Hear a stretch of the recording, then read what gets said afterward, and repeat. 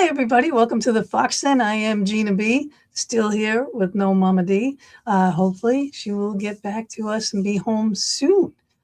Tonight's show is near, dear, and close to my heart. We're going to be talking with Larry Freeborg about this Always at Choice book. And it is, yes, about loss, grieving, things like that. It could be a loss of a spouse, a loved one, anything that you can lose financially, whatever. But it's a lot more than that. Okay, it's how to move forward from all of that. So we might be cutting tonight's show a little short, but if you guys are very interested, if you guys are asking a lot of questions, we will not. We will just keep going, okay? But I'm going to read his bio, and then I'm going to get him on here, and you're going to love him. He's just adorable, okay?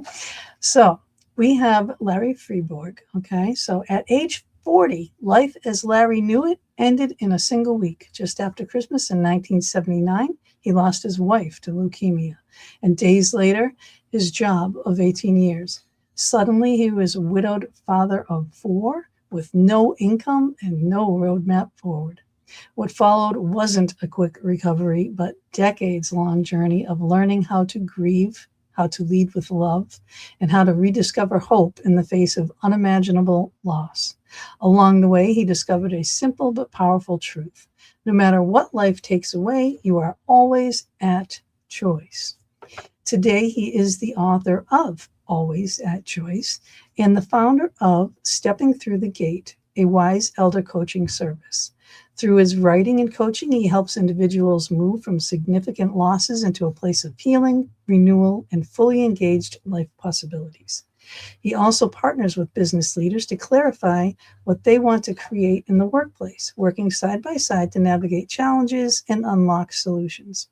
Larry's mission is simple yet profound: to remind others that while loss changes everything, it never takes away the power to choose, to heal, to grow, and to live again. And with that, we welcome Larry. Hi there. Hi, Welcome to the Fox Den. nice to be here. Yes, you are adorable. And let's just say you are at the spry age of 87 I am. and still working.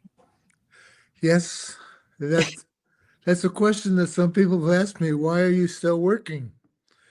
Well, along the way, I had decided that I wanted to be of service because I had read some information that said that I could extend my life somewhere between, let's say, 8 and 10 years if I lived my life of service. Yeah. So, uh, when my second wife died at the first last of last year, um, there, um, when she passed away, uh, it was kind of like a little deja vu, except I went back to read my book to, to get some new ideas about how to move through it better and faster than I did the first time. So, Right. and it's like you and I talked a little bit about the losses that you've had. When you had the introduction, you didn't talk about the loss of pets and the loss of jobs, but those are two big losses that are They really are. staggering losses for people. They are. I've always said it. I think I would cry. I lost my husband on 2/7/11. Talk about Wow. rolling craps. I mean, that was, it was a big, devastating loss. It wasn't only just the loss of my husband, who I loved, and he was half of my business because I was an interior designer and a decorator, and I finished stuff. So he would come in and he was a roofer, builder, cider, all that. So I would Wow. design, he would build, I would go finish, and then I would design the kitchens and put the kitchens in. I had a cleaning company, he had the dump trucks. So he would take the trash away. I would come in and clean it. It was like a one-stop shop, everything under the sun. So when he died, not only did I lose half of my business, I lost half of my income. I had to close out all of those things. I had to get rid of all of that stuff. You know what I mean? There was a lot of things I had to do. And he was 50, you weren't expecting it, you know? No. So no one's expecting it. Yes, and you were at 40 with young children. At least my children were, older. Uh-huh. And it was a good thing I was a strong woman too, because, yes, I fell apart for, like a week, and then I couldn't, then I had to pull everything together, and I had to make all the plans and, plan the funeral. And we had nothing. We were talking about it. I had a lady over the house at one point to do plots and such. And he came in a foul mood one day from work, and that ended that. And so I had nothing, so to push the grief aside, to do all the things, to close out all the jobs, to close out all that stuff, it was hard, and I never had the time to grieve. And then he had bought me a little dog. And I had this little dog, little Lacey, because my big dog was dying, and I wanted to get this little dog to liven up my big dog, right? So I Yeah. have this little puppy, and, like, it was,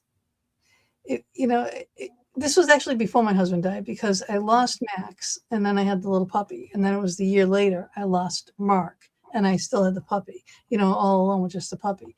And now, just a few years ago, that dog died, and I felt like, oh my God, that was my last link to him. Um, So it's been rough. It has, but I have,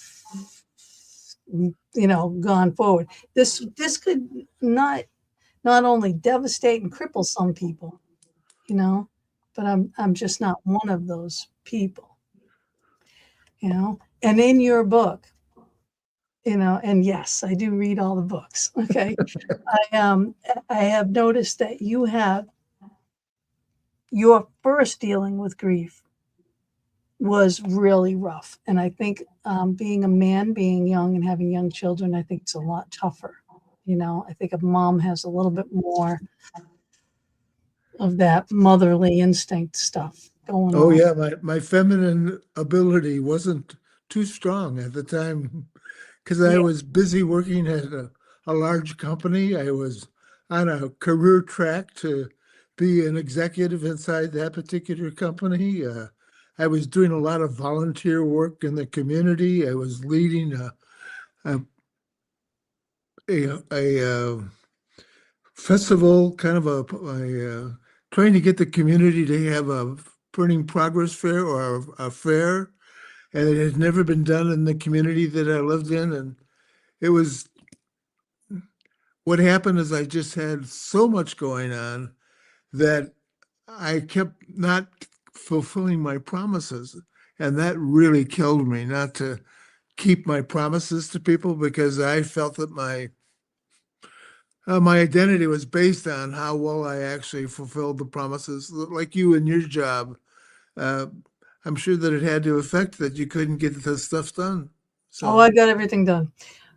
I did, because I'm a tool belt diva myself, so I can build anything and tear anything down. So I did finish all the things that we had together. Then I just had to learn to do not all that. You know what I mean? Just yeah, my part of it, and move forward with just that, which was tough. It was an adjustment, but yes, because they have to survive. you redesigned your life. Yes. Yes, and you write about it, yeah, Yeah, and it wasn't easy. If I had this, if I had this with all the references in here for yeah, different styles, techniques, programs, books, and you've got resources galore in yeah. here. If I had this, I wouldn't have struggled as much. Me too. Exactly, exactly. Hi, Lisa. So yeah, so it was definitely it was a time. But okay, so this is actually this I have some written questions. I'm going to go some of my questions, some of these written questions, but I like this one. All right, what's unique about the life lessons you've shared in this book? Um, my life lessons are all based on experience. A lot of times you can go to workshops and you can think with your head, but if you've actually had a practical experience in my case, I find out that learning just deepens inside my body, and it's easier to stick with that lesson. Yeah. That's my So baby. So yeah, that's I'll do Bob. this Huh? a lot once people come on. Yep, that's my fiance. We're getting married Oh, in September. hi, Bob. Enjoy. She's wonderful. Oh, yeah, he's lucky. Yes. Yeah. Well, actually, the first time for me to actually find a relationship took me about 15 years from the time that Shirley died to the time that I finally found a woman that I could relate to. And yes, Robert, you are. The What happened is I ended up dating a couple of women that were, well, I didn't know it at the time, but one of the women that I dated, her mother had passed away from alcoholism. Ooh. She actually had been to treatment 7 times. And so this woman flew down to be at her mother's funeral, and she came back and she said, well, I found out I am an adult child of an alcoholic. Mm. And so she moved out and she had this book, the 12 Oh, characteristics of adult children of alcoholics. oh. And I had her read those to me, and I said, my God, I got 8 of those. Well, I had all 12, but I was only willing You're to. gonna admit to 8. Baby But steps. so I started attending adult children of alcoholics. And that brought up a lot of stuff from my history, a different history that had other things where I wasn't an alcoholic or my parents weren't alcoholic, but there was another addictive personality in there. And mine was rigid religiosity, which is really hard to talk about sometimes with people who are really religious. But in my particular case, it was my Achilles heel that hung on to me for quite a while because I judged myself pretty harshly. Uh, I would say that I had, today I call them saboteurs, but they're just the characteristics of I judge myself, I judge others, I judge the circumstances that Right. I'm in. And it's just nice not to do that as much as I used to. Right. Yeah. Yeah. I mean, there's that line. You know what I mean? There's that over judging, and then there's that line that to judge enough to keep yourself safe. You know, Right. Yeah. that's a It, fine line. I'm sorry. It's a I was, fine line. yeah, I was going to tell you that that was the reason it took so long to write the book. It took me 20 years to think about writing the book and Mm. 3.5 years to write it. But I didn't think I was good enough. I didn't think that I had enough to share. I didn't think other people would get anything good from my book. I mean, I just was really sabotaging myself all over the place. But once I chose, like always a choice, I said, are you going to write the book or not write the book? I mean, you're a choice here. You can Right. either write the book or not write the book. And I chose to write the book. But I also realized I couldn't do it without help. Right. So I found a publisher that could help me out.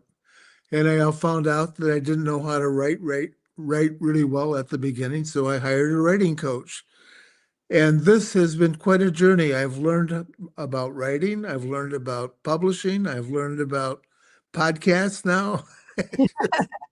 Right. I'm, Yep. I'm still learning. Yeah. Yep. Yep. Well, you know what? You listen and you learn well because I got you into the studio really quickly. Some Yeah. people, I'm just like, I give up. you I'll call you in some other way, but Yeah. you did it. Like just like that. So you have learning capacity. You want to learn. So I'm what they would call a continual learner. Uh, It's, well, I learned that learning was the way out. It, that by being open, curious, to what was there to find out why was I stuck? Not only why was I stuck, but why were other people that I was working with stuck? I was working as a strategic business planner, and I was a good problem solving facilitator so that I could help people identify what were the core things that they needed to get done in their business. And even though they knew the core things, the question was taking action. I was a sales rep for a while, so I tried to sell them on why it would be worthwhile for them to go ahead and do these action steps.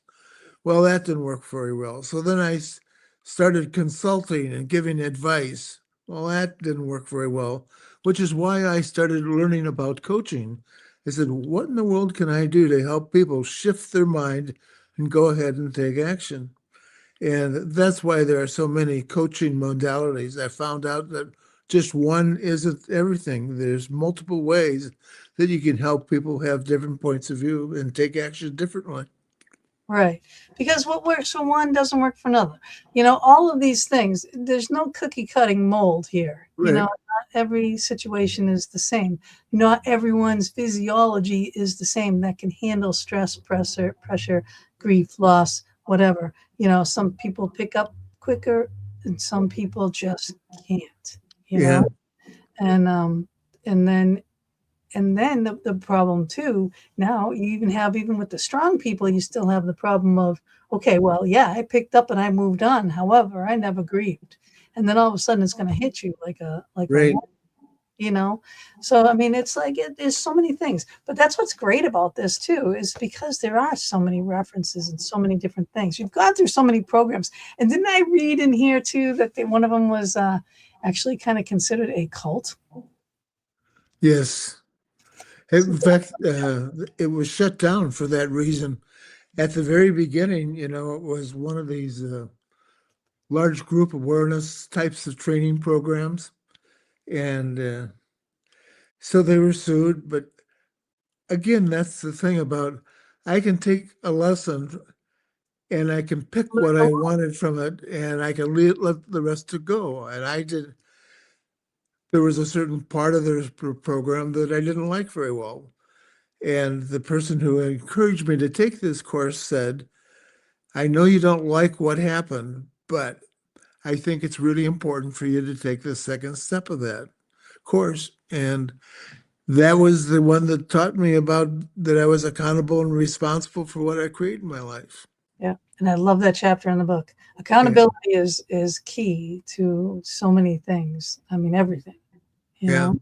But you've referenced that throughout, you know what I mean? So you learned a lot through that, you know. So some people would hear that word cult and run and hide and try to, you know, downplay everything that they learned there, or just throw it away, you know. And it's like, no, that is not the point.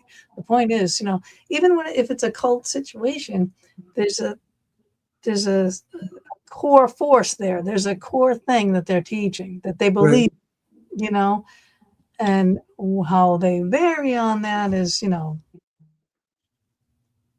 here or there. But what you take out of it, you know, just helps you in your life lessons and helps you actually get this out, you know.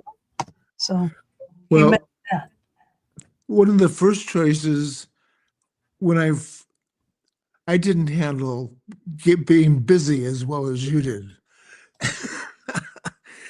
And finally, I started breaking down in the office. And so I called my folks up, and what I wanted to do was take off a couple of days and just kind of sort out my life and reprioritize it and decide what was important. My dad wisely asked me if there was anybody at the company that could help me. So I called the psychiatrist, and the psychiatrist listened to my story about what was going on for me and asked me if I'd be willing to go to the psych ward. Now, fortunately, normally I would have never been willing to ask for help if I hadn't learned to ask for help in my business life. But I was already using outside consultants in my business life to run my department. And I said, if it's okay for me to use outside consultants in my business life, why isn't it okay for me to use it in my personal life? And that was back when people really had an attitude about mental health. And but he asked me if I would go into the psych ward, and I said, "You bet, I'm ready Yeah, to go this afternoon." yeah, yeah. Yeah, and you made sure your kids were taken care of and that, everything was okay. But yeah, Right. it was rough. It was rough what you were going through. I mean, a loss of your wife, a loss of your job, you Yeah. know, and for small kids. So what were they, 9 to 16? I mean, Yeah. young kids, that's a tough age, tough ages, you know. By the Um, way, unemployment was 7.4% at that particular time, which is higher than it is today. I mean, I really was scared. I didn't know how the heck I was going to pull myself out of that one, but it all worked out. Yeah, yeah, it does. It does once you can, get that dark cloud away from the top of you and, Right. move forward. But the asking for help, therein lies how we differ because I have a problem with asking for help. I Oh, to do all the things myself, yeah. I can do it, I'll handle it, I got it, and that kind of stuff. And yeah, did I kill myself doing all that kind of stuff? Yeah. Have I still learned my lesson on that? No. No. Well, that's the reason that the boat is on, or the galleon is on the front of the cover, is that it was that's me. That's a picture that I actually developed in the psych ward. It was a Oh, really? rubber, yeah. That's a Okay. picture of the rubbing that I did in the psych ward It's beautiful. because they have an like an art project that you do when you're in the psych ward. Mhm.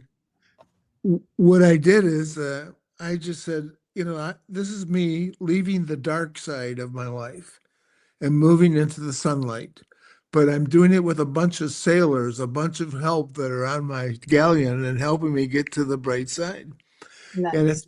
it's, See this background? I was going to do a dark sky, dark waters and stuff. And I said, no, no, because we are sunshine and stuff now. So that's why I put this background on.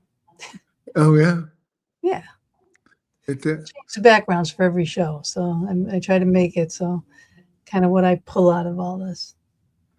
well, for me, it's just something to look back on all the time. Just know that one time it was really dark, and today, now I manage my mood because I think that's another part of my responsibility is to manage my mood. And I didn't know that there was a real way to manage my mood. I had listened to Sean Acor about how to be happy, but I developed another approach that instead of doing gratitudes, I did what I call blessings. Now, blessings are things that, that dog that you had, you didn't make it that dog, the dog came to you, right? Yeah. Uh, birds, trees, flowers, the colors of flowers, the colors of birds, horses, dogs, all those things are blessings. Squirrels, I have black squirrels, gray squirrels, and white squirrels. Boxes. Foxes, they are absolutely. Yeah. And they're special because they have their own personality, their own way of being. Yep. So anyway, I celebrate blessings, and that's how I manage my mood. I do 10 of those a day. Awesome. And That is awesome. It's yeah, beautiful. thank you. I love that. I love that. So I'm going to read one of the questions here. So I'm going to go back to the grieving thing. Okay. Now I know that you've overcome everything. You were in the psych ward and all that kind of stuff. All right, but what was the biggest challenge that you dealt with in grieving? Like for me, it was more the financial business. You know what I mean? It Mm. was like, oof, you know, it was just such a major cut. Actually, in my particular case, it was getting a new job. I just I left 3M company, which for me was a really good company. Just happened to be in the economic times when there was a recession going on in 1979, 1980. And I took a job with Medtronic, which is also a good Fortune 500 company, at least at the time. And they were both companies that I learned things at that I was able to apply. But actually, my biggest learning came from my choices of where did I think that I needed to go next. Hmm. There was always a void. Something wasn't necessarily answered. So there was a kind of a sequencing things that I was, if I still hadn't solved that problem with the people that I was talking to, I'd find somebody where I could get an answer to that particular problem. So, yeah, different than you, I leverage a lot people that have bigger gifts than I have, and I learn from them.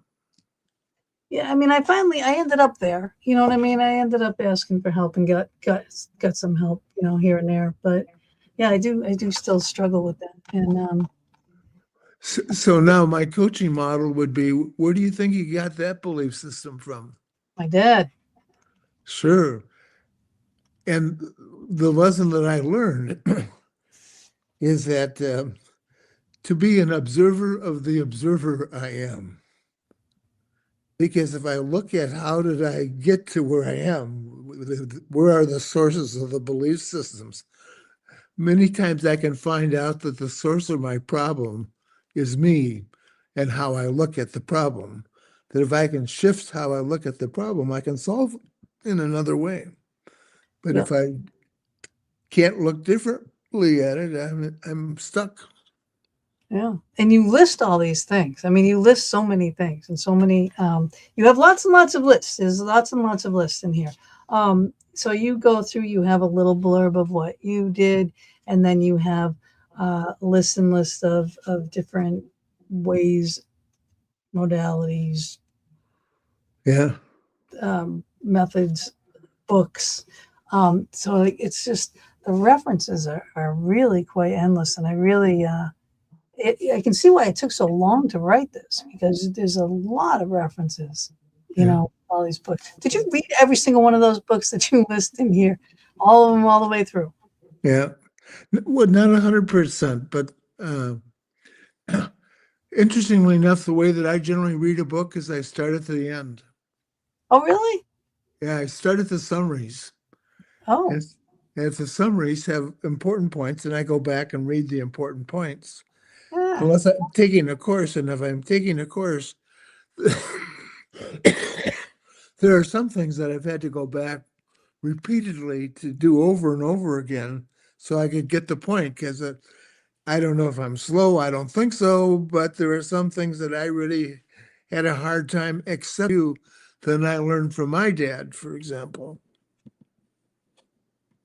yeah. My dad was always like, if someone else, because I was a girl, you know, and I was always taking his tools, and I was building forts in the woods and everything. I built a log cabin. I built a 3-story fort. I mean, I've always had Wow. this gift. But my dad was a carpenter. I used to go to the job sites and watch him, you know. But he always said to me, if someone else can do it, so can you, you know. And he didn't really So teach. He just sat back and let me watch, observe, learn, and do. what a, He only step in if I was going to cut my finger off or something. yeah. Well, what a wonderful space that he held for you to be able to, if somebody else can do it, so can you. So he had a belief system that said women are equal to men, Right, which was pretty profound back then. I right. mean, it's still profound even today, unfortunately, that I know we're turning back into the olden days. I'll tell you God, what's it going on. is. I just can't understand it. But Yeah. I can't either. I'm telling you. We're not going to talk politics. okay. We're not going to do it because it's No, we're pathetic. still talking about personal development here. Yes, yes. And that's the thing. It's like, what do you have for a background? What do you have for your core belief systems? But what you're showing and you're teaching is that there's a methodology. There is a way to, if you didn't have that, like say my dad said, you can't do that, you're a girl. And I really wanted to do it, and I would be defying him. So that's a whole nother persona, Right, right? Which is what majority of families would have been. You know what I right. mean? So now you have to like shift that core system. So again, it's not cookie cutter mold here. It is everyone has a different story. Everyone has a different place. You could be feeling the same emotions, but you know, where is your base point? Where are you starting from? Yeah. You know, and where do you need to go? So in here, you know, like where you had to start right from the God from the beginning, and put yourself through so many things, you know, where someone else can start in the middle, but they can assess that themselves as they read this, which is Mm. wonderful. Thank you. You know. I love that you got so much out of the book. That's exciting for me. Oh, well, I mean, And I appreciate it, but when you say it takes you 3 years to write it, yeah, I can see why. I really all your resources are in the back, all your things are in there. Um, but yeah, I mean, it's going to help a lot of people. And now talk about your stepping through the gate, coaching and on the website and stuff. What's available?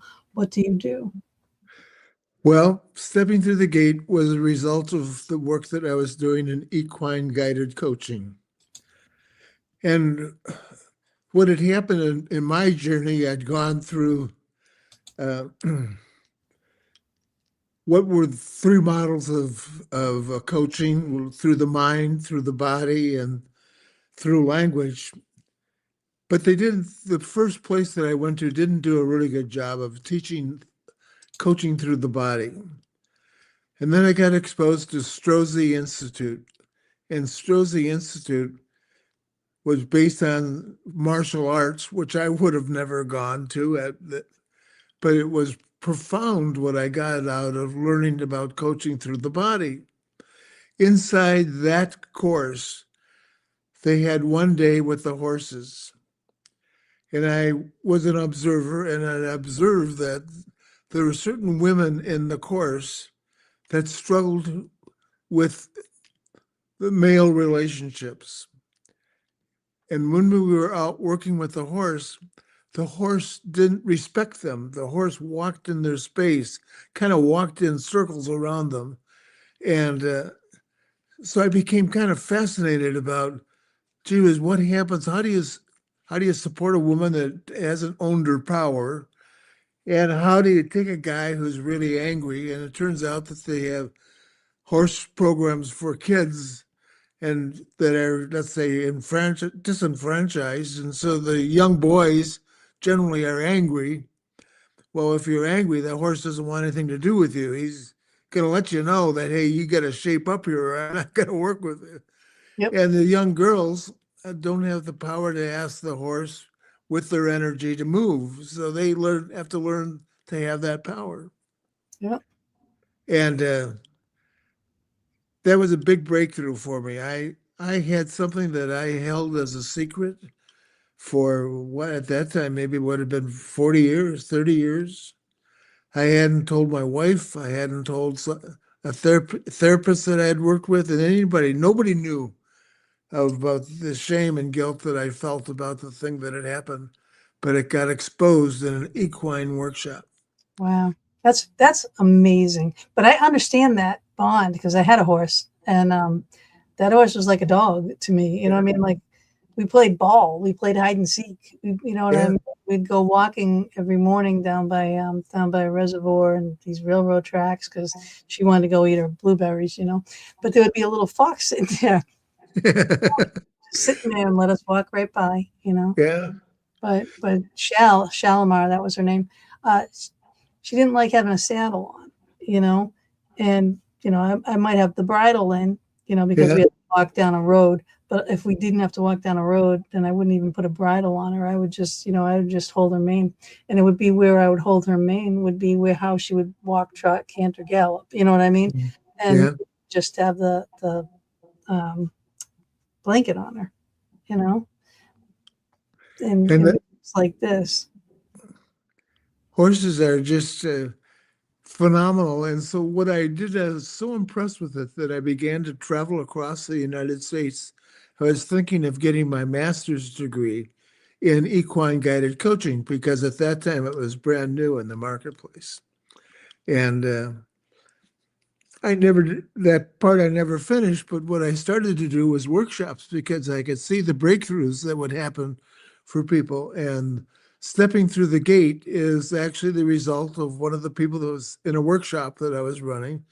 And she said, I thank you so much for what I've learned this in this workshop, because what you've allowed me to do is step through the gate. In other words, step through my barriers and Yep. take action to get what I wanted to get. And I liked that so much that that became what I created my business name. Used to be business development specialist before that, but Oh yeah. I like stepping through the gate better. Much better. Much better. We get a lot more women that way coming in. Yeah. The other one is Well, that's something I'm going to have to work on again, I guess. Yeah. oh, that's funny. I know because now you're in the same. Did you lose your wife a year ago? A year ago, right? I'm so And, sorry. Yeah. and and she was just a great companion. She was just special. I call her the wind beneath my wings because she really um, kind of supported me and allowed me to soar, allowed me to be good at what I was good at. It was kind of like you and your husband, your first husband. There was a lot of support in that arrangement that you had. In my particular case, it was allowing me to be the problem solving facilitator and the business developer. That was really a lot of fun. I had a Mm, good time. yep. And so on my website, Stepping Through the Gate, you can actually see a picture of Dodie and I. You can just see the happiness that we had at that time. And then there's a picture of my first wife and also a picture of my four kids. That was the picture that they gave me the first Christmas Eve after Shirley's death, that they had actually put their money together and gone out and paid for that picture. It Oh, was really special. mm, And so the big switch in my life was being in the psych ward and choosing to take care of my kids. That became more important than becoming an executive inside a corporation, making lots of money, all that other stuff. How my kids ended up was what was important to me. And my kids, I supported them. Right now, they're supporting me. They're just, I can't tell you how appreciative I am of them in my life. And I know of families where the family doesn't get along. And yep. that is not the case in my family. So, That's wonderful. That is wonderful. And then I know a lot of loss and grieving tears families apart yeah. because greed comes into things, like I lost my parents. It's like I'm down here in Pennsylvania, they're all up there. Yeah. Well, fortunately, we have your streaming event approach. We have Zoom. We have ways of staying in touch. I have two children that live in the Twin Cities. Then I have one that lives in Gloucester, Massachusetts. I love Gloucester. It's Gloucester. You got to say it Gloucester's that I right. said. I'll have to keep practicing so I can say it right. Gloucester. And then my son is in Portland, Oregon, oh, very nice. and he just got back talking about teaching them how to have personal goals. He just got back from playing golf 4 weeks in Australia. So, Wow. so Wow. what a great gift. I just so appreciate what he was able to do in his life. And my other two kids, two women, do a nice job in the Twin Cities. And then Beautiful. my daughter in, say that again, I said, beautiful. Gloucester? Gloucester. Gloucester, yeah. There's no R's. It's Yeah. Gloucester. Uh, Right you New Englanders. Mhm. You got to go through Gloucester to get to Rockport, which is a You beautiful know, little country, yeah, little community. I was fascinated. Turns out that my son-in-law has only lived in Gloucester, Massachusetts, or the one of the cities next to it. And so when I went out there, I hadn't really put all that together. And so he just toured me around Gloucester. And I learned things about uh, lobster trapping and fishing for cod. And they still fish in that bay. Oh yeah. Yeah, I'm thinking that it's, all contaminated. No, you get a lobster, and lobster, it probably came out of the ocean or the bay that day. Yeah. Oh, yeah. See, now that's what I living in Pennsylvania. They don't even know what a clam is. They They don't. They serve quahogs and they call them clams. It's like, no, that is a quahog. You want to see a clam, you got to go to the Cape, right? Cape Cod, or like Maine, Gloucester, Yeah. all the seaports, But that's where the seafood is, and then the lobster. Oof. You get a lobster up there, it's a real lobster. Down here, you get a rock lobster, and they only give you the tail because there are no claws, and it's like hard as a rock, and you got to boil it. You can't even just steam it like you should. And it's Yeah. like, the seafood is horrible. I love the way you say lobster. Lobster. Yeah, lobster, Lobster. steamers, Yeah. chowder. Yeah. Yep, from the So Cape. I try when I do my show to have ours. I usually slow my language down a little. Don't talk as fast as I normally would, so that I would have ours in my language. But when it's time like this, if you're gonna be in New England, yeah. you gotta You speak did- New England. Nice job. Yeah. Oh, excuse me. This voice is horrible. It's just horrible.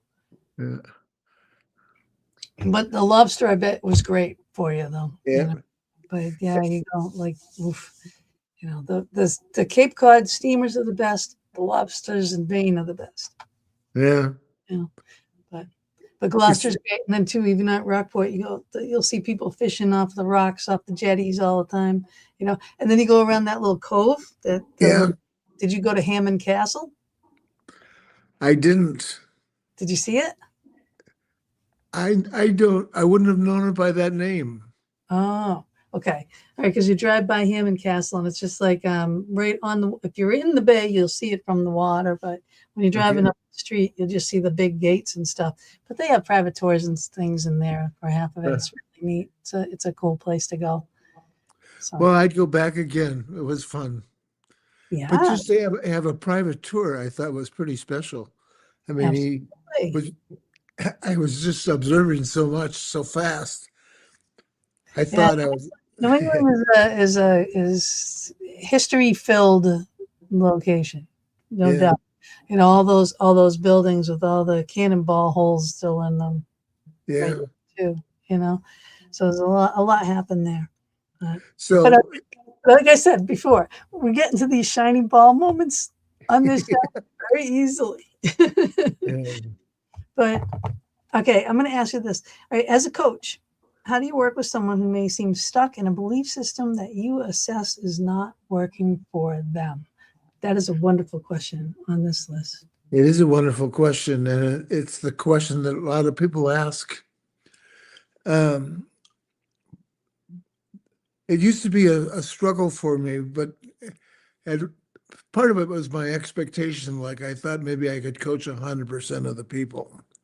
Mm. And once I accepted the fact that that perfection wasn't possible, I would look for ways to help people evaluate where their belief systems came from and were their belief systems helping or hurting, hindering them. Because you have to, if people are stuck in their belief system, it's pretty hard, for example, if you're in grief and can't accept that people die and life goes on. For me, doing my blessings with animals is a terrific source of knowing what life is like because these animals die all the time, much shorter lifetimes than we have. Squirrels' lifetimes are 1 year. I don't know what foxes are, for example. Yeah, it depends on where they are and what Yeah, their food source is, but that's what 8, 9, 10 years. It's not yeah, much. Used to be higher. I think mankind polluting a lot of the habitats sure. stuff are not helping, and the water sources and all that kind of stuff. You know, same thing with our animals, our pets. The food Yeah, we give them is so inundated with all this stuff. That's why I like to have all these fresh pets and the fresh, go to the Yeah. farmers, whatever food for your pets, give them people quality as opposed to, buying a bag of dog food off the rack, and you might prolong the life. Like you said, your life gets prolonged by working Yeah. by like what, 7, 8 years, you can prolong a dog's life by feeding them proper nutrition. So that's a big thing. But there's such a huge part of our soul and our companionship. Like the loss of my dogs just damn near killed me. I mean, Yeah. it was just like when that happened, I think everything else flooded in. Yeah. Lose the dog, like the loss of my mom, the loss of my dad, 10 months apart for them. You know, the one dog, that dog that I got Lacey, um, the last piece of my husband. When that dog died, I said, "Oh, I'll never get another dog," but then I did. I Right. rescued an older dog. We didn't even know how old the dog was, and thank God I did. I only had him for 3 years, a little over 3 years, but he was like the little love of my life. Yeah. I could not have loved that dog anymore. I still talk about him. He's my screensaver on here. He's my screensaver on my phone. He's just, just they just have these souls. They just elude love and compassion and kindness and everything that I wish people had. Well, you're reminding me of work, one of the sessions that I did at onsite. It's because I was really wondering why I couldn't have another relationship. I always thought I was a pretty lovable guy, but Definitely. but I was struggling with the women that I dated, and so I went to onsite, and I realized that I had She's a oh, sweetheart. This is who I oh, got the puppy from. well, I went to onsite, and I had the belief system that I could trust the women that I loved to leave me. Hmm. Because my mother had Guillain-Barré. I didn't know if she was ever coming back when I was 10 years old. My girlfriend that I went to high school with and went steady with took off for Washington, D.C. to be back in 6 months. I joined the Air Force Reserves as a result of that. I never saw her again. I know you expect him to come home to a certain thing, and no, Yeah, I thought we were a big thing, get right? married and all that. Yeah. And then my wife died, and then my mother had passed away from her cancer. And so I was just trusting that the women that I loved to leave me. And it really only required a little switch in thinking is that the women that I love would be with me forever. And just like you think about your dog, I think about Dodie and Shirley and my mom all the time. They're the people that are giving me love and support. Yep. They're not here physically, but they are here for me mentally. I'm in the paranormal field, so I'm quite sure they're around you and Does giving that work for you? touches. Oh yeah, oh yeah. I had such signs from Mark when he passed. It's unreal, and and then when I was finally ready to move on, because I always said too, I'm not gonna be with anybody after this. I can't, just like the dog, I can't. Well, here I am. I'm getting married again, Yeah. and it's gonna be actually my third time because my Wow. yeah, so my first husband is the father of my two children. But you want to hear a funny story? Yes. I can do it really quickly. My birthday, his birthday, our anniversary, January 9th. My first daughter was born July 9th. My second was October 9th, and we got divorced after 9 years. You know, and then I married Mark, and then he passed away, you know, Uh, and unexpected, and and now meeting Bob, and we've so gone what through trials. what day are you going to get married with Bob? Is there September 12th. oh Yeah. And we're getting married at an asylum. really? Yes, we are. We have, yes, because we're in the paranormal. We do a paracon at Penhurst Asylum, and we were doing this for years and years and years to preserve um, the grounds, the buildings, all that kind of stuff. So, we pitch in to help to preserve all that stuff. And so they were gracious enough to offer the venue for the wedding. Plus, it means so much to both of us, for years and years doing this. That Yeah. yeah, so that's what we're gonna do.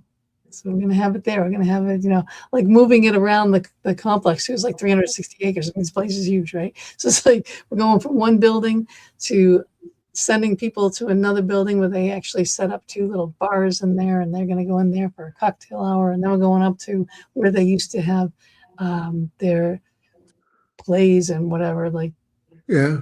it's called the assembly building. So it kind of goes down on an angle. There used to be chairs and seating in there and a stage. So that's going to be where we're going to have the reception part, so it's kind of all over the Sounds ground. wonderful. It's Sounds wonderful. yeah, it's going to be fun. Sounds so non-traditional. I just love it. Yeah. Oh, it's definitely not traditional. No. Definitely, Mm. and the array of guests is amazing too. A lot of our friends from the paranormal and then friends and family. So it's fun. It's good. It's great. I love it. But Robert, are you still there? yeah, he might be gone by now. Okay. He's probably down building because we build paranormal equipment. And we're getting ready for our Penhurst event, and okay. So shameless plug number one: if you have not yet gotten your tickets, go to penhurstasylum.com, or you can hit this little code up above there, and you can go right to the site, get your tickets for the Paracon, which is coming up in May, the 17th and 18th. This year in May. So it's actually Friday, Saturday, Sunday. Friday night's a VIP party if you have VIP tickets. Then we're open all day Saturday, ghost hunt Saturday night, VIP party Saturday night, all day Sunday. So we have 2 VIP parties, 3 ghost hunts. I don't know, all kinds of stuff going on during the days with lectures and everything else, and meet your celebrity friends and, vendors, lots of vendors. It's like everything that you can do. History tours they give there too, so it's wonderful. Okay, so my shameless plug is over. Now we'll get back to plugging you. Oh, actually, I loved hearing the plug. Sounds like a lot of fun. It is. It's a great weekend. It's a lot of work. And our worker bees, that God bless them. I love them. We have our crew. So we're only part of it. Penhurst has their crew. So there's actually like kind of 3 fascists that run this whole thing, and our crew takes care of the celebrities and such. And then their crew, hurdles the people, corrals the people, getting the people in. Because like last year we had 9,000 people. We had Josh Gates last year. So we had a lot of people, but it was, it's a lot to do, a lot of people to manage, food, this, that, and the other thing, so it's a lot into running one of those, when you have that many people and keep everybody, something going on here, something going on here. So not everybody's all in one place at one time, so you fill the space and you keep it flowing, and it's a lot of fun. But I keep putting up your sites here that you can go to. So you're stepping through the gate site, and you're always at choice.net. Right. And then this here, work with me. This is for coaching. Okay, so it's www.alwaysatchoice.net/work-with-me. That's I'm saying that because we have an audio only version of this show that goes out after this is done. So I'm going to say this too. So your website, www.alwaysatchoice.net, and the other website is www.steppingthroughthegate.com. If they just went to LinkedIn and put in Larry Freeborg, would they get you, or do they have to hit this link? So I'm not a good LinkedIn person. I have it, but I don't go to it. So you have www.linkedin.com/in/Larry-Freeborg-26 small b 7 small a 31. So I'll have to check it out. I don't know. Sorry. no, I don't really know, because I'm not a big I'm a Facebook person, but not so much a LinkedIn person.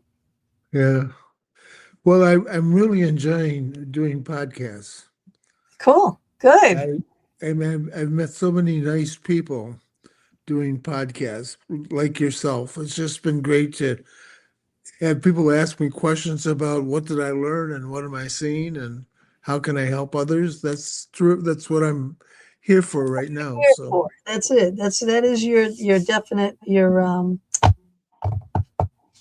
my your lot purpose. in life. Okay. So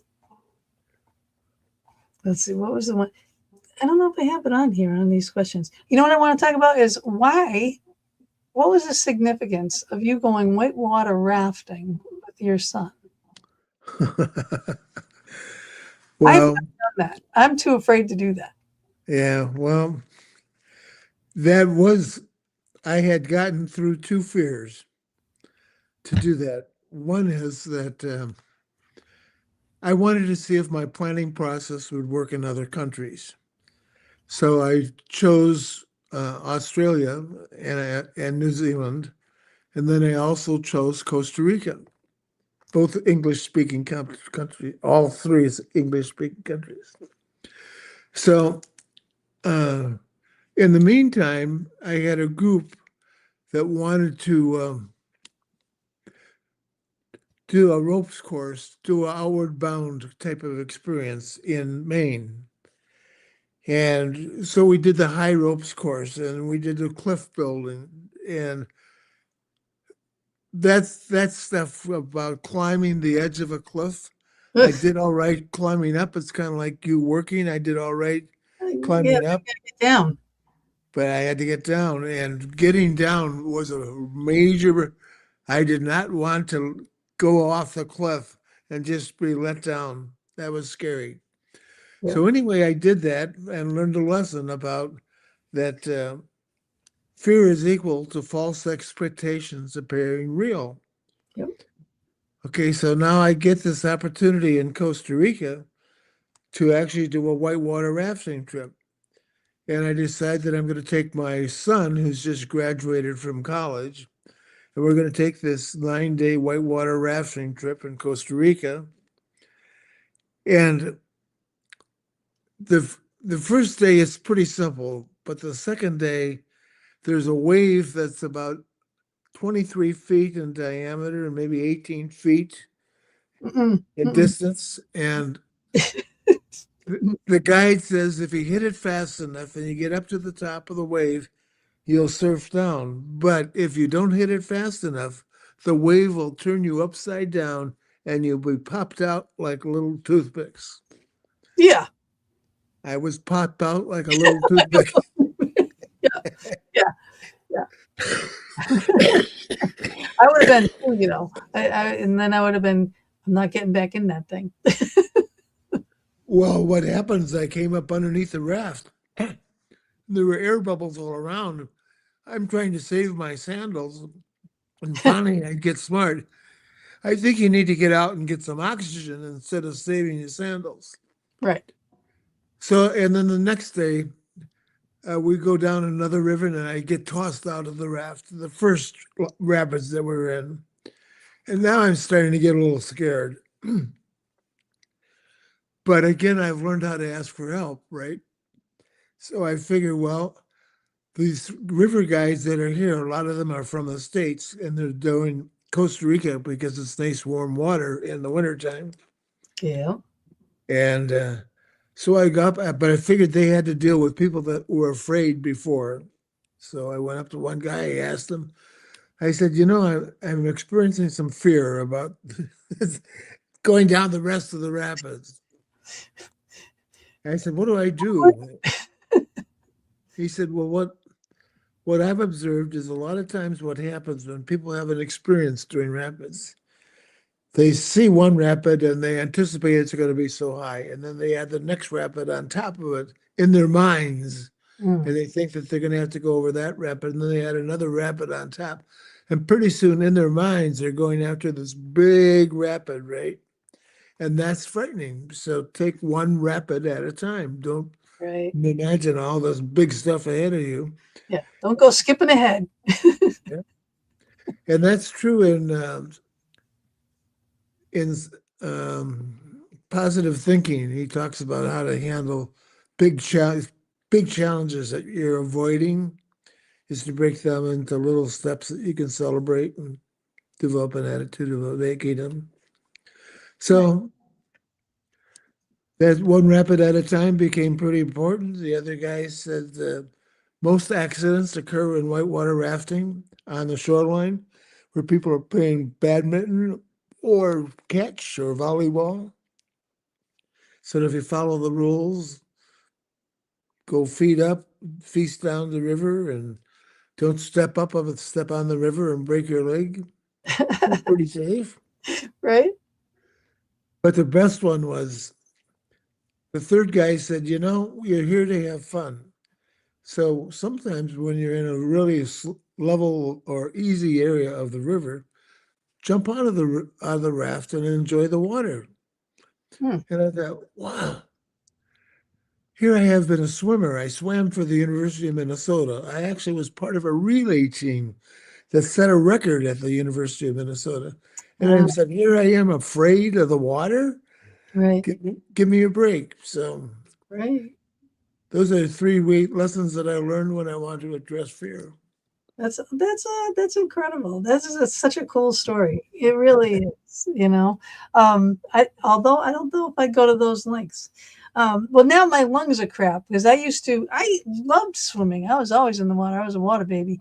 I could swim underwater. I could dive in. I mean, not just like from resting. You know what I mean? I would dive in and go. I could swim underwater all the way down and back on the full length of like a Olympic size, Oh, and turn around and come back underwater and hold my breath. I used to have such good lungs until COVID, right. and I got COPD and emphysema. Now it's like I walk up the stairs and I'm like top of the stairs and gasping for life. It's brutal, brutal. Well, maybe not don't do the whitewater rafting right now. No, I don't. No, no, no. My daughters are very athletic, both of them. They were always in sports, and they both went together. The whitewater rafting. My poor daughter, her legs got so sunburned, like they were turning purple. It was so bad. She said, Wow. like out of all the stuff, that's the only thing that really bothered her was the sunburn on her legs. Yeah. And but they loved it. They absolutely loved it. And then my other daughter, well, my oldest daughter, she's got my grandson, and she takes him. He's been to more places than I'll ever be in my life. Right. He's only 6, right? But she goes climbing like ice cliffs and all this stuff. And she's off skiing. One weekend she'll be skiing with him, with my Yeah. grandson and her friends, and the next week she's on a beach somewhere, and then she's off to Puerto Rico, or she loves Costa Rica. But it's like, Mm. and she gets my grandsons are doing all this stuff, and he's climbing the things, and Yeah. that they have for the kids to climb, the Yeah. thing with the handholds and all that Right. stuff. I'm like, I'm like, I'm gonna catch him. Like, geez, you know, So don't you're do it. not doing rock climbing yet either. Oh, hell no. Oh, no, no, no, no, no, no. I mean, I've climbed. I don't have a fear of heights. I just don't. There's no reason for me to climb that rock wall. Right? My youngest daughter does ice climbing and also does rock climbing. Yeah. So So what's the point? Right? Because yeah, you got to come down. But I mean, ice. You're chomping into ice. All right. First of all, it doesn't make any sense to me. All right, because you got to pick. You're chomping into it. The thing is gonna fall down. You with it. It's like I, I don't even know. the ones that I have the most difficult understanding is the people that actually climb true mountains and I they're just hanging on to little pieces of rock in some places and I I would pick the one that would cause the whole slide that took yeah, everybody out, because that would be my luck, and I wouldn't bring that luck to anybody. and it's a long ways down. Exactly, exactly. We are not talking about climbing rock walls here, Mr. Book Nerd. We are actually talking about always that choice. See, this is a choice. That is a choice. You want to go Right. up and climb that rock wall, then you go for it. If you want to get over your fears, we were, talking about how Larry was getting over his fears and doing whitewater rafting. However, I would never do that. And like, because fear paralyzes people. It does. That's how people don't succeed in business. That's how they don't succeed in a relationship. That's how they don't leave a relationship that's bad for them. You know what I mean? That fear is just so debilitating all the way around. So how do you assess what people's fears are? If they come to you and they're like just Well, overwhelmed. I had to learn about learning is the way that I used to say, well, if I failed, I'm a failure. Now I look at, okay, I zigzag to success by failing. So I look at failing like a learning experience. Is what can I learn from this next? What can I learn? Already I failed, but I'm not a failure. I just failed. Right. I'm not a succeed. I haven't been a success yet. So I have to zigzag to success. Mhm. When I was doing a lot of coaching, or let's say inspirational coaching, I would compare it with how much of the time the no, what was the thing that went to the moon? Oh, the shuttle? Yeah, how long the shuttle was on track. You know, do you know what percent of the time it was on track? No, I really don't. 2%. Oh, really? Yeah. Yikes. So it was adjusting all the time. Yep. But we think that it's going in a straight line. Well, it's not. It's adjusting all the time. As humans, we don't give ourselves permission to adjust because we think we should straight line it to success. That doesn't happen anywhere. No. And so once you accept that you're a learner and you're going to fail, then it's not so bad to make a mistake and not be a success about getting it done the first time.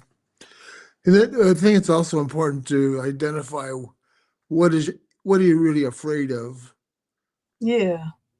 Is so I think Byron Katie's work is pretty good there. Is it true? Is it really true? Is a good question to ask yourself all the time because if you believe it's really true, you're kind of stuck. But if you think that, well, maybe it isn't true, if it's not really true, then maybe you could do something about it. Yeah. Well, I like what you were talking in here about, like, the different types of people, like a people pleaser and a this and a that. Like all these different types of people trying to be in business. You Right. know, again, they're going to have different success rates. So it's what you're into is a lot, Mister. Because there's too many types of people, and there's too many fears, phobias, debilitating, dilemmas out there all around. So it's a lot to deal with. But what I find is, and which will be the subject of my book one of these days, when There you go. get it out of the mind, put it on paper. Once it's out of the mind and it's on the paper, it's already lessened, you know, Yeah. by at least 50%.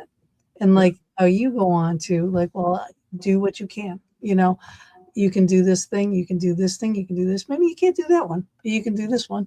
You know what I mean? So it's prioritizing Right. your lists and things, what's really important to get done, get those done one thing at a time. Did you read the part about prioritization in the book? Yeah, That's that's that. that policy of making decisions on priorities was the one of the big issues with helping people in business. Because like you'd have 15 different priorities, right? It'd be really confusing. So the question is, how do you help people set priorities? And it's really hard if you don't have a process. And that process of matched pairs really worked. I would have mothers come to my meetings, take it home and use it with their kids. If they were going to decide on an outing, well, what are we going to do on this? Well, one kid would say this, the other kid would do that, the other kid would ask Yep, that. yep, Pretty soon, then you match them, and It really works. It's a wonderful prioritization process. Yep, yep. And I love how you do all this stuff too, because everything is always it's always listed. It's listed, listed, listed. It's like there's so much information. This book is not huge, all right, people. It's not huge. Okay, what it is it's packed full. Okay, of so much information, um, and not all just Larry's way of doing something. He's done so many different programs and read so many books and has, been in everything. Um, so he lists all these things. So, like he'll have his blurb of what he's gone through, what helped him, how he got there, what methodology, what book, what um, teacher, what program, whatever it was, and they're all in here. And I have lots of dog ears in here that I'm going to be um, see them. You know, like usually when I have a good book, it's like it's mangled. It's dog-eared and written in and everything else. But you also have charts in here. You have so it's not a hard read, people. It's not at all. Okay, if you are grieving the loss of anything. Okay, but it's not just that. It's not. I thought that's what this was going to be when I first picked it up. Was just going to be like, oh, it's a grieving show. It's that's like the loss of your loved one and whatever. It's not just that. This is everything: life, career, your pets, your spouses, your loved ones, your whatever you're losing. Everything is in here, and it teaches you how to live your life in a much better, even keel. Right. So that's what Yeah. this book will help you do. And you're already doing a lot of it, so it's nice to have you support what's in the book because it supports some of the things that you've learned too. Yeah, and then sometimes you do these things like kind of you don't think about doing these things, or you know you're doing them and then you read it, but it's a couple steps more, and it's like, oh, well, that's what I need to finish that. You know what I Yeah. mean? That's what I need to do there. Like me, I need to ask for help. You know, Yes. so that's like my biggest thing, and I'm getting that moreover and moreover after reading that book. Because that's one of my biggest things. Your life will be a lot easier. Yeah, and I have so much on my plate right now, so yeah. Oh, no doubt about it. Yeah. Um, so as we're talking about this, all right, and we have this question written down here too, and it says, "In times like these, when so many are losing jobs or worried about the future, how can people reframe fear into possibility?" And that's that chapter, right? Well, because I've been there facing fear. I just helped my youngest daughter was on a government business program and her job got eliminated in all these processes. Yeah. So she was really concerned about what was going to happen. And normally, what a lot of times we do, we set goals. Like there's a time goal when we're going to have certain things done. And I said, just keep plugging, just keep doing what you're doing. It turns out that in this economy, she got two jobs to be the head of marketing and the people that she was interviewing. So I'm pretty proud that the kids have picked up some of my belief systems and have applied them in their life.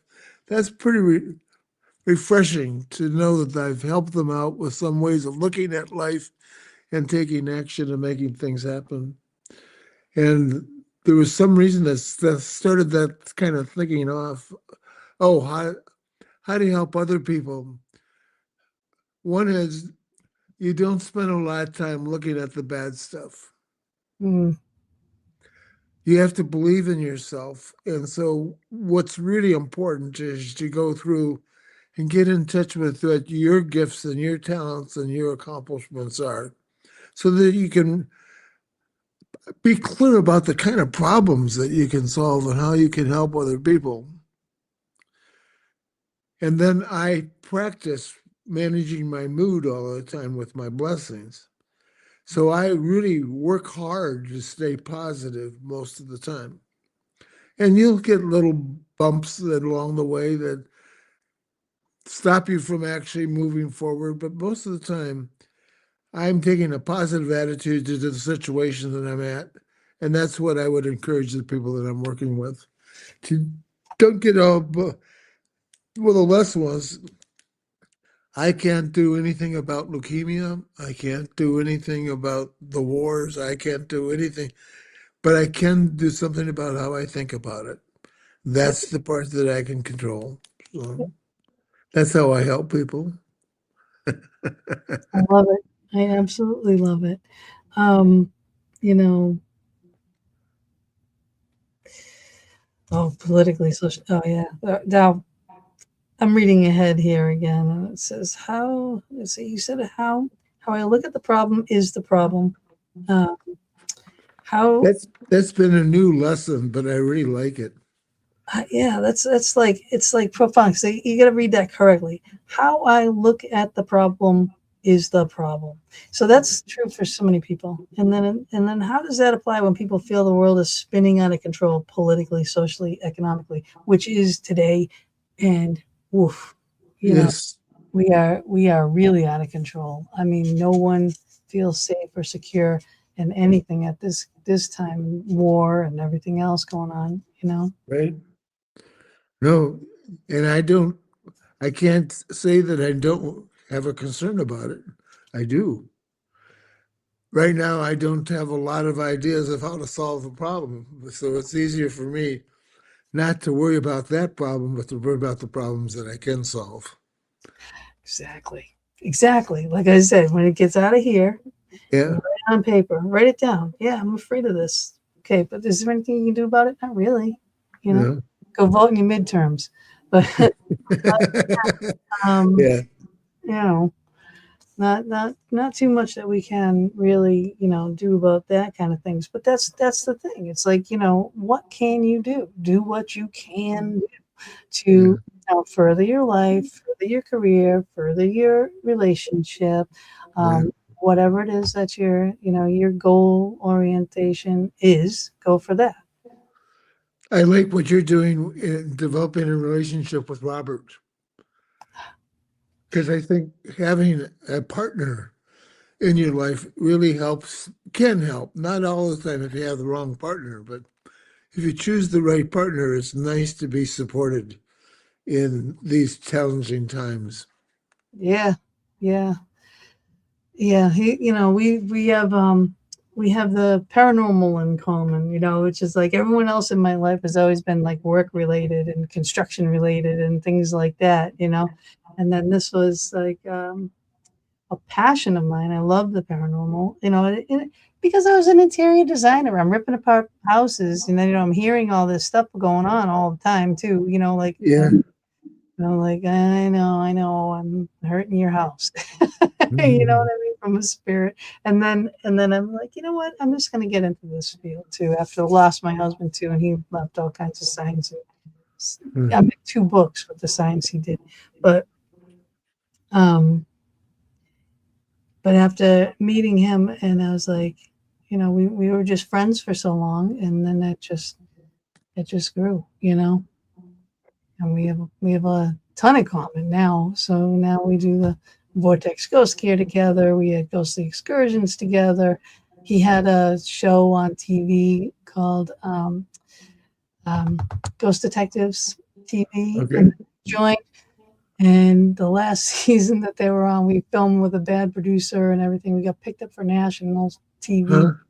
and we filmed with a bad producer and couldn't air anything. And then COVID hit, so all that went to hell. So like, Yeah. blame it on me. I'm like, it's got to be my fault, right? Because I joined and then it all went to hell. The world got COVID. Yeah. but but no, It's we do a lot together. well, that reminds me about one of my teachers that I refer to a lot is Roberto Flores. Yeah. And that's why I learned about how I create my reality in language. I don't describe it, I'm actually creating reality in language, which took me quite a few times. I had to listen to that over and over again to truly understand it. But once I understood it, it made all the difference in the world. So it became important that I watched how I talked. That the interesting thing is about managing your promises, for example. A lot of times we don't even know what a good promise is or how to manage a broken promise. But it's really important in relationships that you know how to make clear requests and manage your promises. Yeah, yeah. Listening is the key Yeah, to that one. So, both ways. That goes both ways. Both have to listen. yeah, you And then really do. men It's, and it's, women are not the same. They don't see things the same. You know, so like yeah, sometimes God, I love him, but he assumes something, that I would do, think, feel, whatever. right. Is it ever right? No, Never, never, not once. It's like, I'm like, if you're going to assume anything, whatever you assume, do the opposite because that's it. probably. Right. The, So, what, the way that I used to expose people to that belief system is I've let's say, ask a group of 10 people to think of a white picket fence. yes, you wrote about that. I remember reading it. Yep. So then if you go around the corner and then you ask what it is their white picket fence looks like, some fences are 12 inches high, some fences are 4 feet high, some are 7 feet high. I got the It's skull one. yeah, it's just, and so you think you're talking about the same thing because you're using the same words, but people's images are completely different. Exactly. Yeah, Exactly. Yeah, and that's a learning thing. And then that's the communication skills, and that's the asking, the listening, and the learning. right. Yeah. And you can't clear it up until you ask for clarity about what it is. I Can I just, ask you why do men not like to ask questions? Like, I yeah, seriously, I mean, like directions, you know, people questions on how to do something. What is it with men that they just don't want to do that? so you have a judgment about men, I hear. A little bit. Not all, Well, most. for the most part, it's probably pretty true. I had to teach myself to ask. I don't spend a lot of time being lost anymore. I ask for questions probably faster than you do, but Oh yeah, yeah, yeah. yeah. I know. I know. Because we'll be riding around lost, and I'll be like, even the GPS is even lost. And I'm like, ask. No, no, no. Like, why? I'll ask. I'll roll down the window. He's like, roll up that window. I'm like, why? What is the problem? It's so funny. Oh, here's my king worker bee here, the king of the hive. Hi, Mike. Yeah, he runs all my people for me. Okay. Yeah, It he's going to be Bob's best man at the wedding. is that right? Yeah. I'm. I have to tell you that I'm sitting here in joy as I anticipate your upcoming wedding and your relationship with Bob. Aw, thanks. I'm not a paranormal that I know of, and I don't have any insights except just how I feel inside. I feel happy for you. Thank you. Thank you so much. I made this. That's actually Penhurst. That's the admin building, Okay. you know. And I've been working on all my stuff. So this is like my Oh, wow. drop that will be, that will get married under my arch and everything. And I think, do I have another one on here? I don't. I don't think I I, do. you're having a lot of fun planning it. Yeah, I've been doing centerpieces, so I'm working on those. I got like all my little invitations are coming back, and that's another thing I got to say. My invitation cards are small, right? Okay. Getting lost in the mail, so I keep asking everybody if you sent an invitation back, just kind of give me a message and tell me, yes or no, you're coming, and if yes, you're coming, how many? Just give me a little message so that I know, so I can mark it down, so I have, my tables and food and everything. Right. You're delightful. Thank you so much. I'm going to put up your links again here. So this is your coaching, Right? always at choice.net. Work with. No, that's my book. Oh, this is for the book. Right? I'm sorry. Then we have your website, always at choice.net. Right? We have steppingthroughthegate.com. Right? We have you on LinkedIn. Right? Your book is available on Amazon. And Amazon, but but also Barnes and Noble eventually. anywhere books are sold, really. And then if you ever have a book that you want and you go into Barnes and Noble and they don't have it, if you ask for it, they'll get it and then they'll start carrying it. Did you know that? So No, I didn't. yeah, so if you go into a Barnes and Noble and you need a favorite book, just ask for it and then they will actually get it and then put it on their shelf. So if you have friends that are authors and whatnot, to help them out, because being an author is a hard thing, you know. But this is a great book to get out there, though. It Thank you. truly, truly is packed with all kinds of great fun, great knowledge. Your life is pretty profound. I felt, like a lot of the things, because I've gone through grieving, Yeah. although albeit differently, but I really felt for you so bad, like, oh my God, Yeah. but I can't imagine that with, I couldn't imagine losing my husband if my children were small, and smaller. My children were adults in a way, and, Yeah. successful and everything. And at the time, so I was more alone though, just my dog. Well, are you going to get another dog?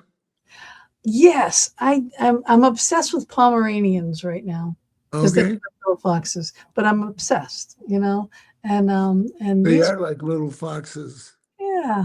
So Yeah. these were my babies that I lost. So that was Biscuit and that was Lacey, my little babies. Okay. My mom and dad, I lost them too. And Hmm. but I am obsessed with the Pomeranians. I have a grand puppy now. It's like this big. She said the neck is 2 inches. She said, you do the neck of it, and it's a little teeny chihuahua. It's going to get maybe tops 5 pounds. I have to go sit this dog in right after Easter. So I'm going up to Massachusetts for a week, babysit the dog for a week. I cannot wait. But in the fall, after everything is done, so I have my event, Penhurst event. Then we have another event, which is the Gettysburg Battlefield Bash. Then we have the wedding. Then we're going away for honeymoon for 2 weeks with two of our close friends are coming too, down to the Outer Banks. Then we get back, and I set up this huge Halloween display in my yard. I got to do that really quickly, and then we have one more event in November. After that, Uh, I can get a dog and then, have time to train it and, with the potty training and the this and the that and just training in general before the so, event season are starts you again next year. cutting back on any events so that you can enjoy your dog more? Well, the dog would be, if it's a small dog, it can come to the events. Okay. So, and then I have a neighbor, like I watch her animals, she watched my animals. That's how, kind of how we met. And she just lost her cat, and I lost my dogs. And now I'm getting her 2 kittens for Christmas. And so now we're going to be back in the same boat again. So if she goes away, I'll watch her kids. And if I go away, she'll watch my dog. You're going to get a lot of love from your animals. Oh, 100%. They're just my lifeline. I just love them all. If I could have a house full, I would. Yeah. I would. But like you do with your equine, therapy and training and coaching and all that, I could get that with dogs. Yes, you can. Well, and I think your paranormal gifts and skill sets are unique and different too, helpful to people. Oh yeah. Oh yeah. Because I mean, you got to look for the signs of, what happens. Like, I'm going to show you something. This is, oh, that's not it. This one Okay. up here, that face, that's what my husband looked like. Okay, when I found him, because he was face down, like this, and all the fluid went into his face. Now he was on a table, and that pillow was on the end of the couch, but his face was on there with the thermal imagery. How that happened, I don't know. And this is why I do research, because I cannot figure how he could do that, where his Huh. face wasn't even there, but that's exactly what his face looked like, because I picked him up and from that guy I knew, and it Mm, was horrible. And then my life changed forever, you know? yeah. So it was, yeah, devastating, just devastating. I just called 911 and screamed, and they were like down the end of the street, and they were there in like 5 seconds. I Wow. just don't even know what happened. So it was a wild experience. But he's had so many experiences, ghost like. I went to a psychic, okay, Gary McKinstry, up in Dudley, Massachusetts. Well, now I think he moved to Sturbridge, but I went in because my friend wanted to go in. But he says, I got to start with you. And I said, no, I'm not here. And he's like, no, I got to start with you. And because I was an interior designer and decorator, and I built this big room. It was a final project for my interior design school. I actually built a room. Everyone's doing these mock designs. I actually built a room. But I full painted and murals all over my house. My husband said, please leave that room alone. Please leave that room alone. I'm like, okay. It was beige. It was boring. After he passed, this is kind of how I did my therapy, is I went in there and I full painted it, the whole thing, top, Mhm. ceiling, around the ceiling, everything. I made this a gaudy Tuscan villa room. I loved it. Right. I go to the psychic and he says, your husband's got a beef with you. He's got a bone to pick with you. I'm like, what? After all that I did, I'm getting angry now. I'm like, I had to close his businesses, finish his jobs, do this, do that. The funeral, it cost me $17,000 for his funeral because I had to do it like this, you know? So if you people plan because it costs less money. Um, but, like all this stuff, like what could possibly be mad at me about? I did everything right. The psychic says, you girlied up the living room. I was like, get out of here. Mm, So it's like I mean, I have so many things that I know that this is real in the world, that that they do stay with us for as long as we need them, mm, so your two wives could very well be with you in all those little nudges that you're getting going forward yeah. are all from them, you know, and they're working together because they both love you, right? So your loved ones are always around you, and they're always doing, good things for you. So Yeah. it, it's comforting. It's comforting. But then there's a point where you can say, okay, you can go. I'm good now. You know. Yep. So I got to that point with them, because now I have Bob, and I'm good. You'll do well. By the way, how is your throat? So It's not, it's okay right now. Yeah, that's good. yeah. Yeah. I mean, I know I hijack conversations a lot. Hi, Libby. So I So what I'm listening to, because I'm really keen on judging, the three judges, I judge myself, I judge others, and I judge the circumstances. So I have no idea what you just said about your judge, but you were judging something about yourself. And you capture conversations and you have an assessment about that, whether that's good or bad, I guess. hmm, I don't have the same assessment, so. Hmm. hmm. I mean, again, that's everyone is so different. That's what I said. There's no cutting mold for anybody. You know. What I finally realized is that because of how I judge myself, is I set myself up to feel bad a lot, like I wasn't Yeah, good enough. yeah. All from high school. I've been asked to develop. a legacy program for my high school class. And there's some people in there that don't want to have people share their experiences because they just have judgments about all these other reunions that we had. We were into comparisons. And of course, there's another way of looking at your legacy, which isn't just in comparisons, but talk about what your life was, what was good about it, what you learned in it, what do you want new people, young people to learn? Right. So, You have a great legacy going on here. You really do. With this is gonna, you know, like my designs are gonna outlive me. Your books are gonna outlive you. I do this to bring people like you to people. This is how I help people. it's a nice way. I'm amazed at your technology know-how too. Well, Mama D helped me out a lot with that one. She was the tech queen. I've learned it, and then I used to make these bio videos for everyone that I just don't have time to do anymore. But she would be like, as we're talking, like she'd be putting links in the chat room and all that kind of stuff all the time. So she always looked like she was up doing something, or not paying attention, but she was always doing that and Yeah, watching all the comments and doing all that kind of stuff. So she's more the tech savvy than I am, but I'm more graphics. I like yeah. the graphics and the backgrounds and the things that pull stuff together. But and Did you study graphics in school?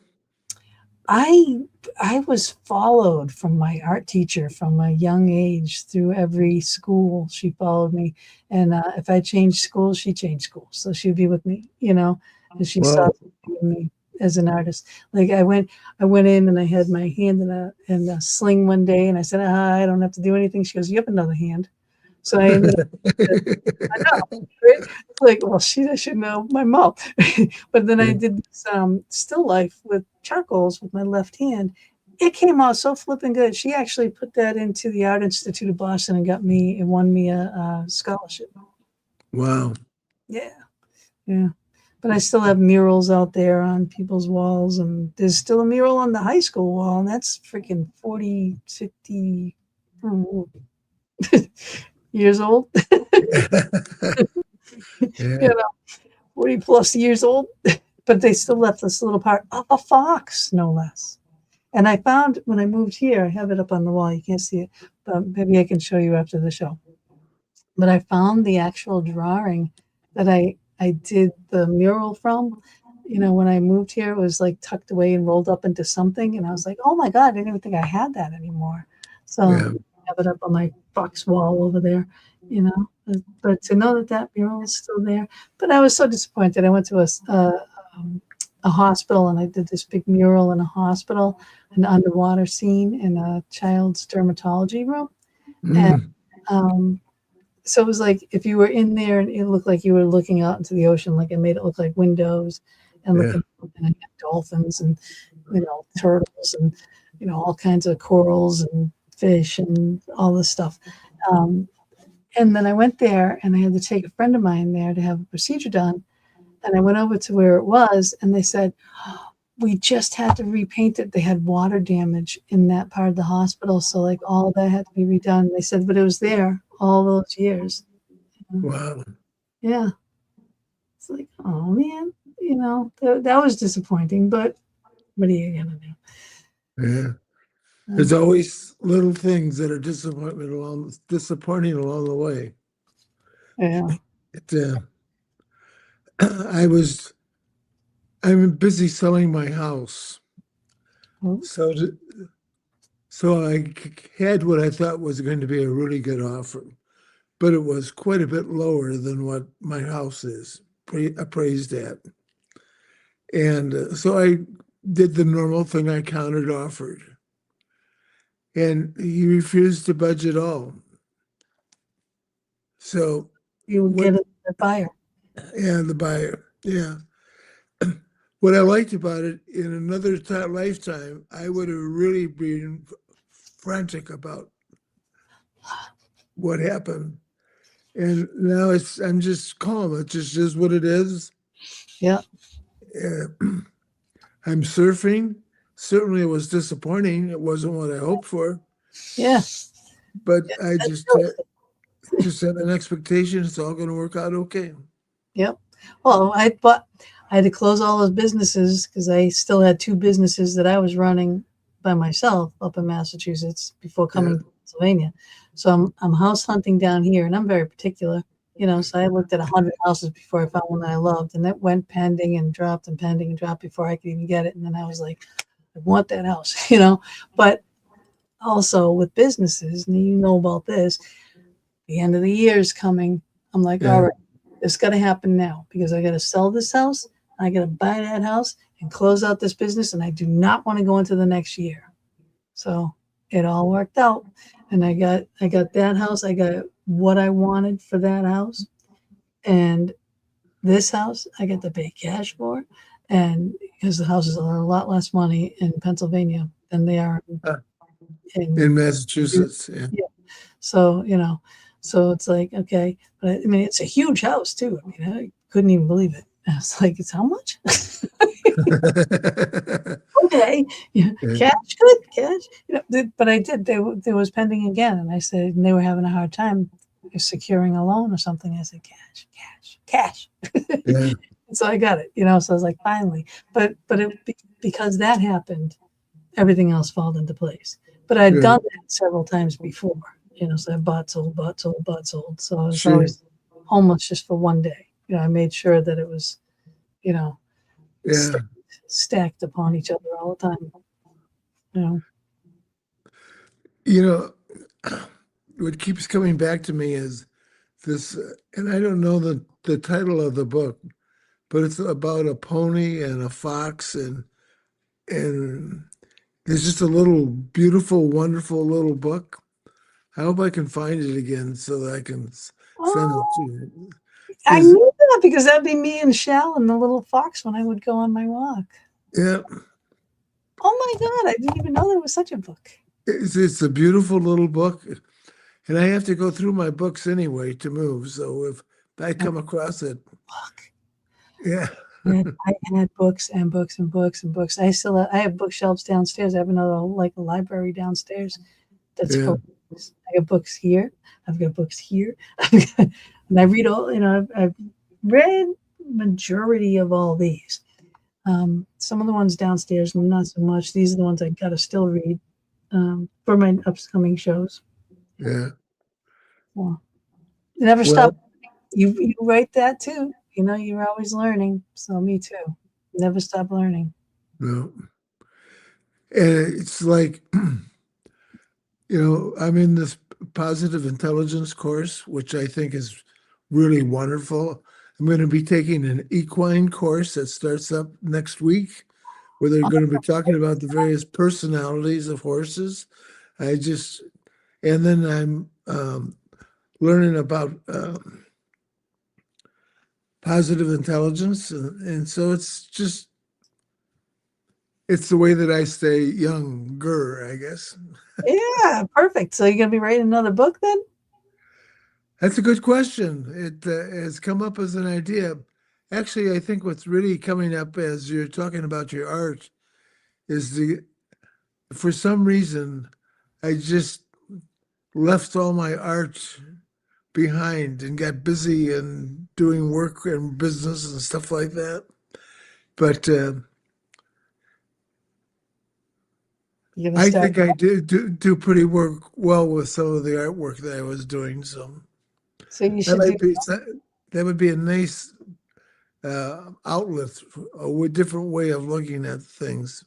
absolutely, Yeah, absolutely. I always wanted to teach young kids art. It's like that's something I could still maybe do. In the I think so. spare time that I don't have. you know, Well, or it's maybe like always it's or always a choice. you're right, and that you know what, always at choice too. And I was like when I read it, I'm like always at choice. Like again before I read it. I'm going, that's odd. That's an odd, thing. Always at choice. I know Right. might not, we always have a choice, not anything like always at choice. And then when he explained it, I was like, It's a perfect. diff it's just a completely different way of looking at it, but it makes a lot of difference. Oh my God. Yeah. Perfect. Perfect. Perfect. And let's see. Yeah. Okay, I'm going to ask you the last question that I do have on this list, and then I'm going to say we're going to have to say, we went our 2 hours. Okay, what daily practices help you stay grounded when the outside world feels chaotic or unpredictable? I think I explained that one pretty much by blessings practice. Blessings, yeah, yeah. I ground and That's that's the I got it. Sean Acor was a guy who was a professor at Harvard. Only got to Harvard on a scholarship, and so in what he noticed is in about 2 weeks after everybody got there and all the freshmen were, all the enthusiasm of being in Harvard was gone. yeah. They didn't weren't very happy about being at Harvard, and he still was happy about being at Harvard. So he began to look at what made happiness for him. And he realized that what made happiness was how people looked at the world. It was a mindset about happiness. You could complain about the world or you could be happy with what's going on. So he had people do blessings. No, I'm sorry, gratitudes, Mm, like 3 or 4 or 5 gratitudes a day or something like that when he wanted to go into a company and turn their mindset around. And I said, well, gratitudes are good, but it's about me thanking somebody else for doing something generally. Blessings, I just love, it just feels like, let's say one of the psychics that I've talked to has angels. I think probably you have foxes or whatever. I Um, have angels and guides and all that too. You know, yeah, yeah, it. yeah. But for me, it's just so wonderful to appreciate what's happening in nature.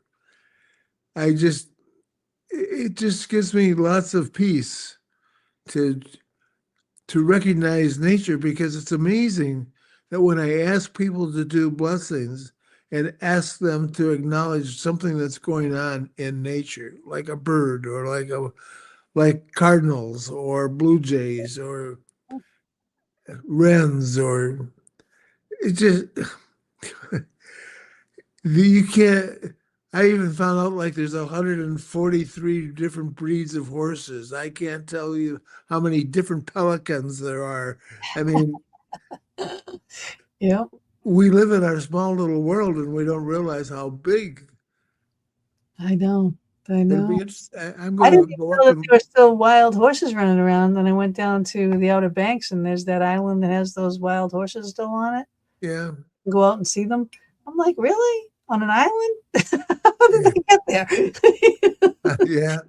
But yeah, but my horse was a little Arabian, Okay, so she was small, and I swear to God, she was like a dog. yeah.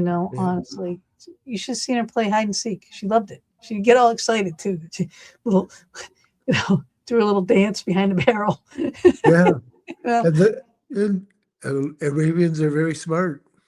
Mm, brilliant. She was brilliant. Yeah. What was sad was she got poisoned. I had to move her from where she was, and I put her in a big stable where they had brought in some racehorses, and someone wanted to kill these racehorses, and they poisoned the whole waters for all the horses, and they killed all the horses. And I had just moved mine there. I Oh wow. I couldn't even. I was like, "You're kidding!" It didn't sink in. And it wouldn't Right. for a while. But What a loss. oof, honest to God. And I was like, Yeah. and then I felt like this is my fault. I had to go through that, Yeah. all the blame on me because I put her there, but I had to move her. I couldn't keep her where she was, what they were selling, which is right down the street from where I lived. I could walk over, get her, we'll go for our walks and, put her back in. I could go down anytime I wanted. Did they find the person that did Nope, what? nope, Huh. nope, nope. I'm like, I swear, it's like it all just dropped off the face of the earth. I was so irritated, but I still am. You know, um, Yeah. I ever found that person, rue the day. Yeah. You want to see a mad Finnish Italian woman. Well, it's really that's why some of the stuff that we're living with today is really hard to accept. It's just man's inhumanity to man. But when you study history, you know that it's been going on for a while. It's not just And now. why can't we learn from history? Oh, that's a good question. What have you come up with? That's another whole 2 hours. Yeah. Some of us have learned from history. We just don't have all the solutions.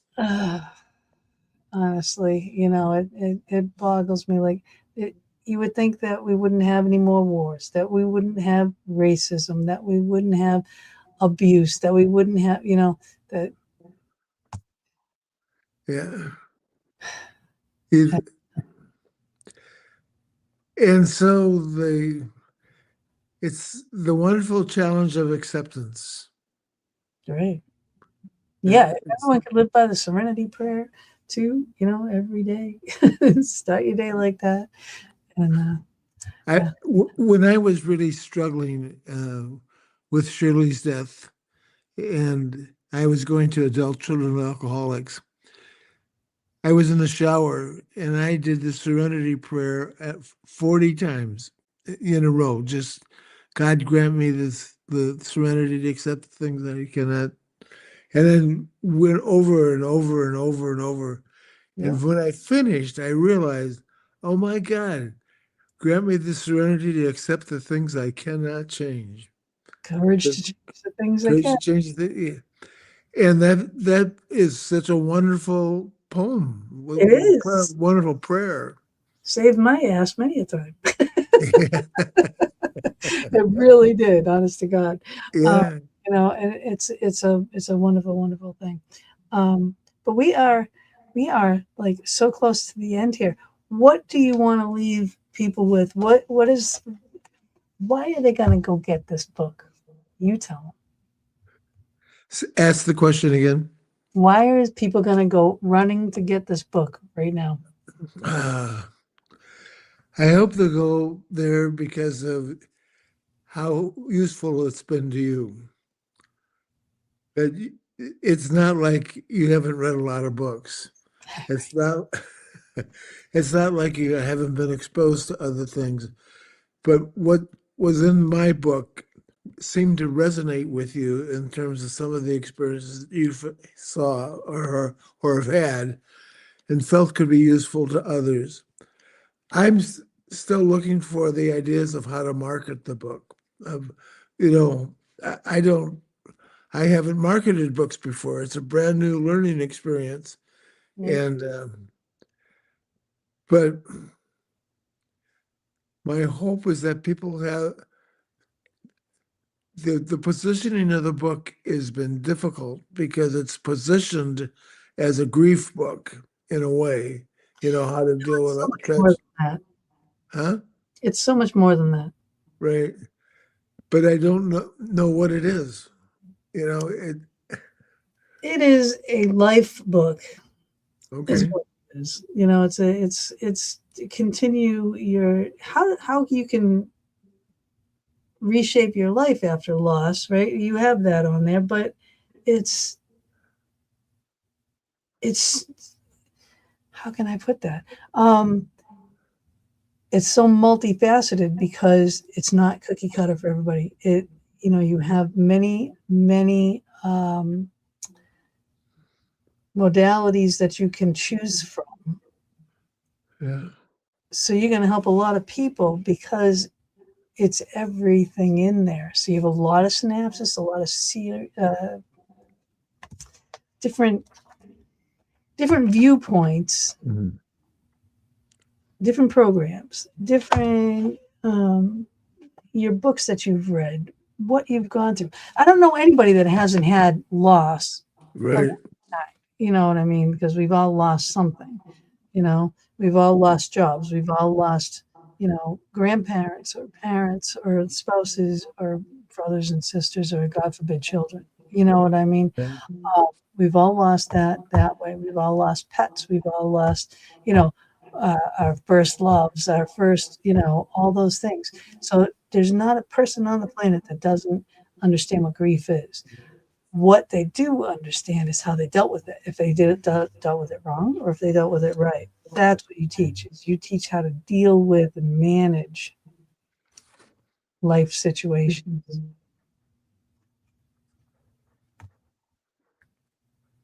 That's good. Did you get to the poem that's in the book? I'm in need of what? Yeah, I think I marked it. Do you want to read it?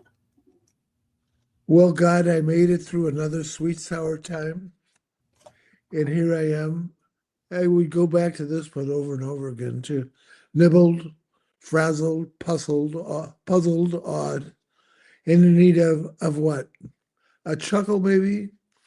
A revolution begun with a belly laugh, a Bronx cheer in the face of the onslaughts of disaster and death itself.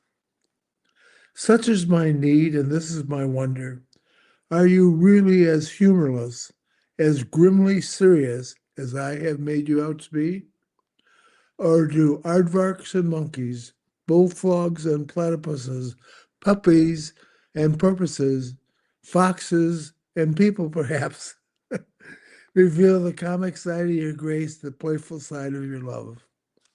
Tickle me into giggling down the wailing walls of my endless grievances and trip up my waddling pomposities.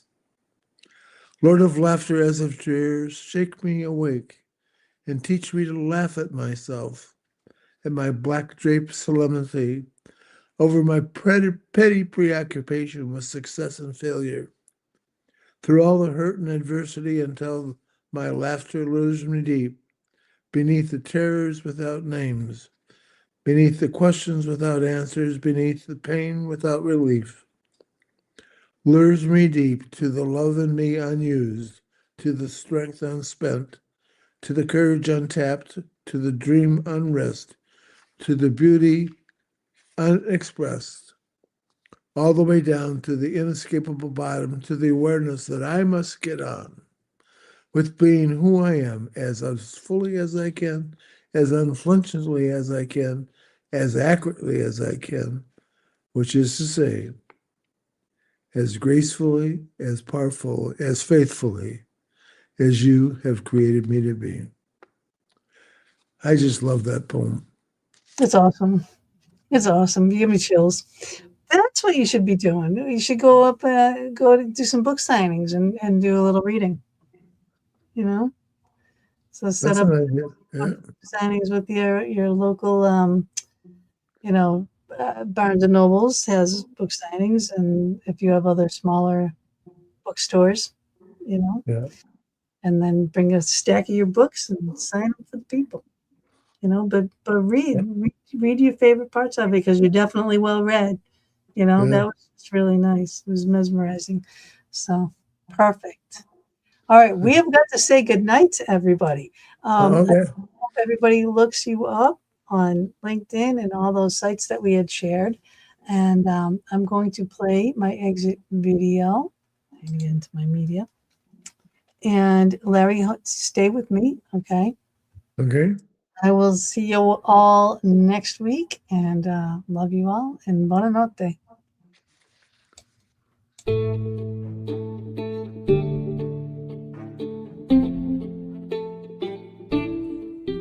Thank you so much for joining us for another episode of the Fox Den with Gina B and Mama D. We are here every Thursday evening from 8 to 10 p.m. Eastern Standard Time, bringing you a variety of guests or our own intuitive oracle card reading shows.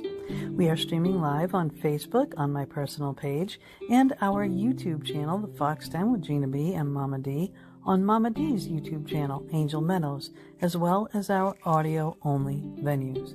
We hope you enjoyed our show and our guest, or your reading, and we would love it if you would go to our YouTube channel, The Fox Den with Gina B and Mama D, subscribe, share, and definitely hit that notification button to never miss a show.